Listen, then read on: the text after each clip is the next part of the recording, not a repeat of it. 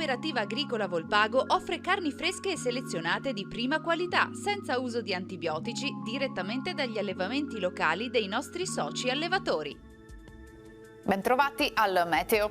Anticiclone non più così saldo, la pressione atmosferica infatti cede sul nostro territorio. Il dettaglio di mercoledì 7 febbraio. Sul Veneto il cielo risulterà piuttosto coperto. Al mattino non si escludono locali piovigini, in pianura in genere di debole intensità, locali nebbie dopo il tramonto. Temperature stazionarie minime tra 3 e 6 gradi, massime tra 8 e 9 gradi all'incirca. Spostiamoci ora sul Friuli Venezia Giulia. Anche qui inizialmente possibili piovaschi, specie sulle zone costiere. Il cielo si manterrà grigio ovunque. Temperature minime tra 5 e 7 gradi, massime sugli 8-10 gradi.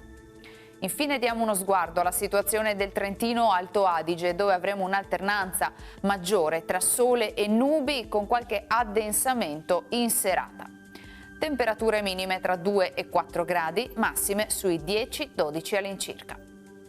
Dal meteo di Antena 3 è tutto, vi do appuntamento al prossimo aggiornamento.